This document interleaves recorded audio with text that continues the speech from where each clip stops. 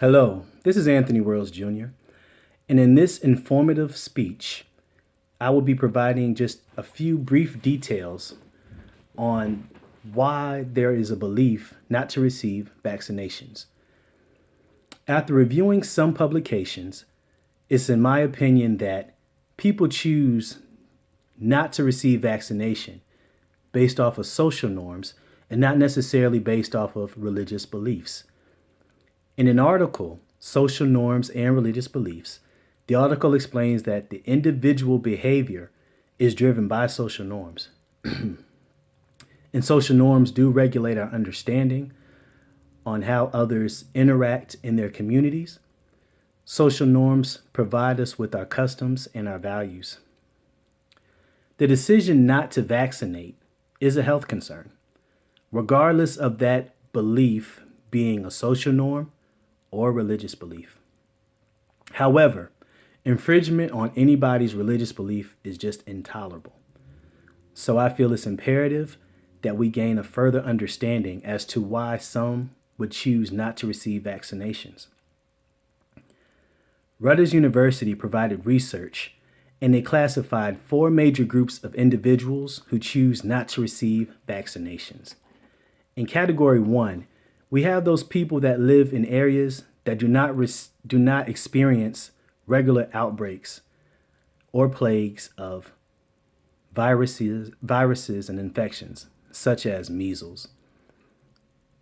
In these areas, people have not experienced a measles outbreak. They haven't seen those sicknesses plague their community. So if there's no immediate threat, there's no immediate action. There's a category 2, and these individuals, they're living in remote regions. Those remote regions do have access to healthcare facilities that offer vaccinations. However, those healthcare facilities may be at a greater distance than their actual home. These people, they don't regularly receive health screenings and evaluations, regular physicals, because those things are just not the highest priority.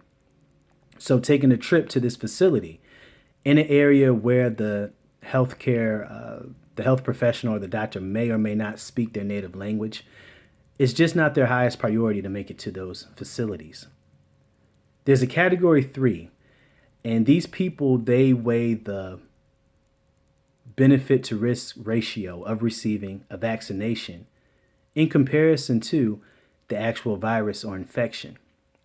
Many people fear the adverse reactions of receiving vaccinations. Many people do relate vaccinations with autism, although there is no temporal relationship of a clinical trial that's concluded that vaccinations are directly related to autism. Even though there is not that presentation of scientific data, people do have their reservations about receiving vaccinations based off the adverse reactions. There's also a category 4 of people. These people have been categorized as our conspiracy theorists. Those group of people that do not trust the government or the health care body as a whole in their intentions on people receiving vaccinations. This lack of trust in healthcare systems, doctors, general healthcare practitioners, it plays a major part in these people receiving vaccinations. With these examples that's been provided by Rutgers University that has divided these four major groups up, there's no clear determination that the choice not to receive a vaccination is based off of a religious belief. More so, these four categories prove that the decision is more based off of a social norm or someone's place in their own community. I would like to thank you for your time during this informative speech. Both of these publications are listed inside of my informative speech itself.